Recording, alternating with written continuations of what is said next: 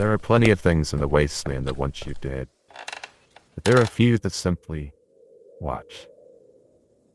No warnings, no explanations. Just a man in an old world suit, perfectly pressed, standing at the edge of catastrophe, watching, always watching. And when he leaves, something collapses. My name is Rowan Blackwood, and I'm your host for Beyond the Ruins Encounters with the Unknown. While the world as we know it may have ended, the worst horrors have only just begun. This week we delve into the story of the Pale Watcher, who always appears right before catastrophe. We will also speak with an eyewitness, who actually tried to speak with him, and he witnessed the destruction afterward. The Pale Watcher isn't a myth. He's been seen, standing just beyond the barriers of survivor hubs, settlements, lingering where something disastrous is about to happen. The first reported sighting came from Settlement 23, a scavenger camp near the collapsed highways. A group of traders spotted him at dawn, standing at the edge of their perimeter, perfectly still, hands clasped like someone waiting for something. They left him alone. He left them alone. But 3 days later, Settlement 23 collapsed onto itself. It wasn't raided. It wasn't burned. It was swallowed. It was as if the ground beneath it had just simply given up. You might think it's a coincidence. You might think it's survivor paranoia. But there's a pattern. Wherever he appears, the ground doesn't stay still. Buildings collapse.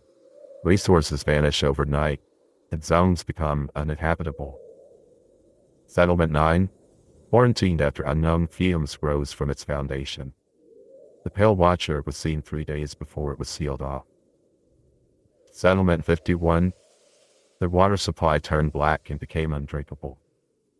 The Watcher was watching the wells days earlier.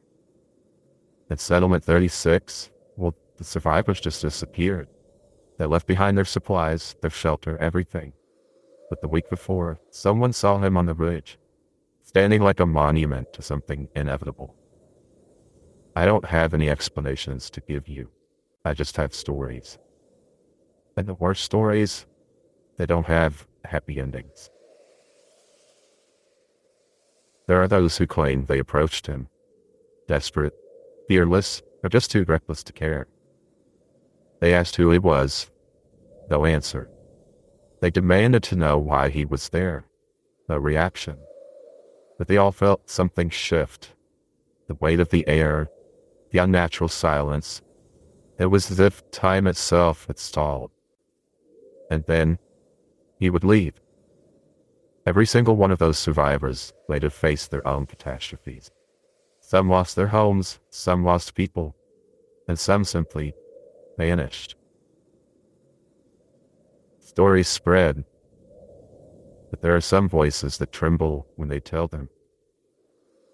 Next is a survivor's first-hand account of his encounter with the Pale Watcher. It was recorded just days after a disaster destroyed his home. He doesn't claim to understand. He just knows what he saw.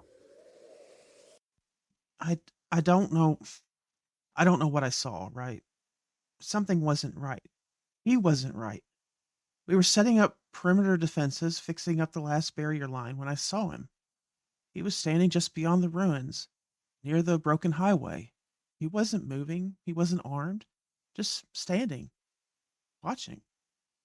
I thought maybe he was lost. Maybe he was another survivor looking for supplies. I called out.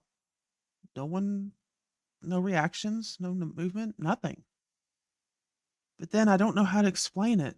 The air felt wrong, heavy. Like the second I spoke, something just shifted. I swear the sky got darker. The wind just stopped, and then he turned his head just slightly, just enough to let me know he heard me. That's when I knew he wasn't lost. He was exactly where he was meant to be. Uh, I ran. I didn't even think. I ran back toward the barrier, back to the others. I I didn't tell them. I should have, but I didn't. And 2 days later, I mean, we couldn't even drink our water supply. Then the building started to crack, and then the ground just shifted. And then the settlement was just gone. My shelter, my home was just gone. I I don't know if he caused it. I don't know if he knew it was going to happen. But I do know one thing. He was there just watching. I don't claim to believe, but I also don't claim not to. The wasteland doesn't need ghosts. It has enough ruins to mourn already. But whatever he is, wherever he came from, he isn't just wondering. He's watching, waiting, marking what won't last. If you ever see him, well, you might want to start saying your goodbyes.